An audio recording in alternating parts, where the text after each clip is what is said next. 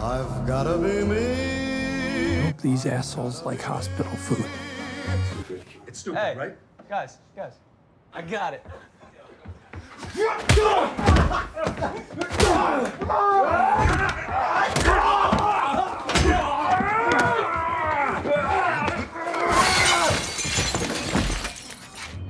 Sorry about the mess.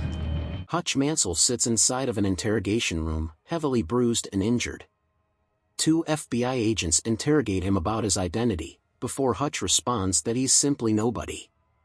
In a flashback, Hutch leads an ordinary, mundane life as an office worker with his emotionally estranged wife Becca, teenage son Blake and young daughter, Abby. One night, two thieves break into their house with a gun. Blake jumps one of them and Hutch picks up a golf club but does not swing. The thieves leave without causing harm or damage.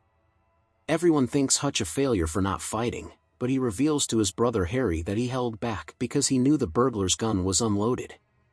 His brother-in-law Charlie offers Hutch a gun for protection, which he refuses. Hutch offers to buy out his father-in-law Eddie's business, but Eddie considers it a bad offer. The following evening, Abby realizes her kitty cat bracelet is missing, so Hutch sets out to find it. Suspecting one of the thieves took it, he recalls seeing a tattoo on one of them and traces it back to a tattoo parlor. Hutch locates the thieves and demands they return the bracelet, but leaves in frustration after realizing they do not have it and were likely robbing to pay for their infant's medical bills. While on a bus heading home, a group of intoxicated thugs board the bus and begin harassing a young woman. Hutch smiles and brutally fights them off. Unbeknownst to him, the group's leader, Teddy, is the brother of Yulian Kuznetsov, a Russian crime lord safeguarding the mob's obshchak money, a common treasury used to settle disputes in the Russian mafia. Hutch breaks Teddy's windpipe before performing a crude tracheotomy with a straw to allow him to breathe, although he falls into a coma and later dies of his wounds. Hutch returns home and is bandaged by Becca, who knows of his past.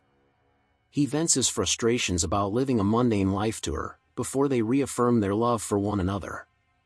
Meanwhile, Yulian manages to identify and locate Hutch using his dropped Metro card, so sends a team to his home to capture him while blackmailing a United States Department of Defense official to uncover Hutch's past. Harry, Hutch's brother, calls ahead to Hutch and warns him of Teddy's connection to Yulian. He suggests he check with the barber, Hutch's former government handler. When the capture team arrives, Hutch hides his family and kills most of the attackers.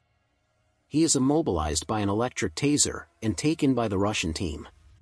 While being transported in the trunk of a car, Hutch finds and empties a canister of fire suppressant into the car. The driver crashes, killing all of the occupants and freeing Hutch. Hutch returns home and reveals that he is a former auditor, an assassin employed by the United States intelligence community. While working as such, Hutch spared a target who later reformed and lived happily with a new family. Wanting a similar life, Hutch retired and settled down. Hutch sends his family to safety and retrieves his hidden gold and cash. He also finds Abby's bracelet under the couch. He burns their house down to dispose of the dead attackers in the basement and steals his neighbor's Dodge Challenger. Two assassins attempt to kill Hutch's father David at his retirement home, but he is a retired agent himself and cleverly manages to kill them. Hutch uses his gold to buy his father-in-law's metal fabrication factory and booby traps the entire place. He then goes to burn Yulian's obshchak money. Hutch visits Yulian and offers to end the fighting. Yulian also wants out as he cannot refinance the entire obshchak. Knowing of Yulian's plans to retire, Hutch suggests a retirement in one of the lesser-known Caribbean islands away from the Russian mafia, while Hutch gets his life back. However, Yulian and his men pursue Hutch to the factory and surround him nonetheless. Suddenly, Harry and David arrive to assist him, and the trio kill Yulian and the Russian mobsters.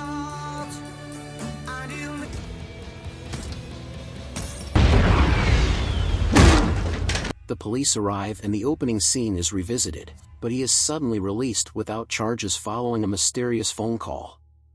3 months later, Hutch and his family have returned to normal life and are buying a new house, when Hutch receives a call hinting that more trouble may be on the way.